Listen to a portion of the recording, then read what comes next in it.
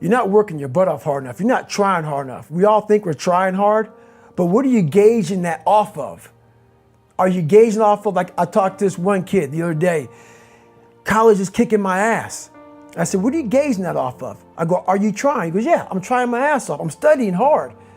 I go, what are you gauging trying hard off of?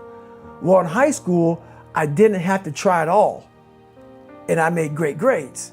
In college, I'm trying hard. You're trying hard compared to what you did in high school, which was it came easy to you. So your reality is something you created off of something easy. So you trying hard is 2 hours of studying.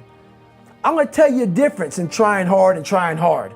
Trying hard is something in your mind just doesn't stop. We know 2 hours isn't enough. So it's all about, reality and what you're basing things off of. When I was 297 pounds and I was fat as hell trying to be a Navy SEAL, the scariest thing in the world to me, even to this day, was that could have been the rest of my life. I thought then I was trying hard. That's the scariest thing in the world. I thought then, 297 pound, working for Ecolab, spraying for cockroaches, making $1,000 a month. I thought that was me at my 100% potential. Come to find out, a few years later, I wasn't anywhere near that. 106 pounds less, graduate Navy SEAL training, went on to do all these other things. Looking back on that was me trying hard. That's why people gotta understand, what is in us, we have no idea until we start trying hard. And I mean really trying hard, where you're obsessed with, hey, this is my new norm. My new norm is that, wow, this isn't always fun. It's not always meant to be fun. And that's when you know you're trying hard. The first principle is that you must not fool yourself, and you're the easiest person to fool. Mm-hmm. So we construct these crazy Disneyland realities in our brain, right? And then feed it back to ourselves.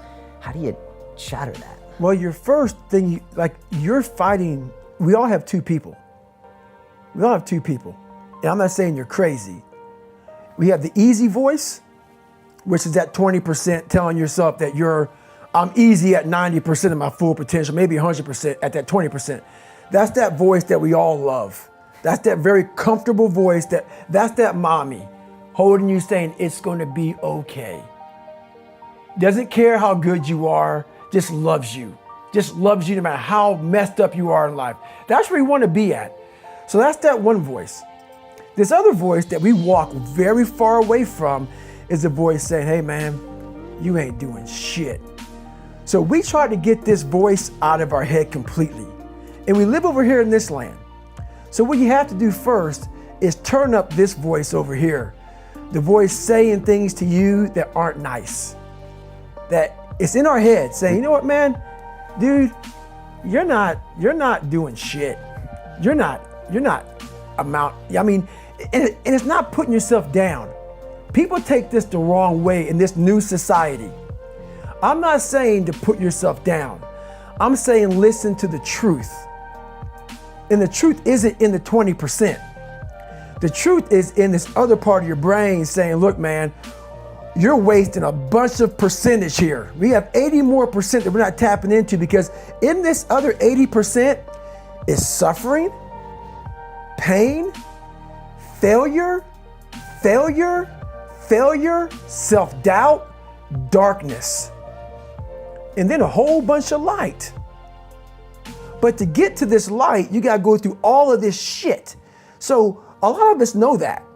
We know. We do know deep down. Yeah, I can get over here, but over here, man, this is much better, because I gotta go through this journey that is not fun.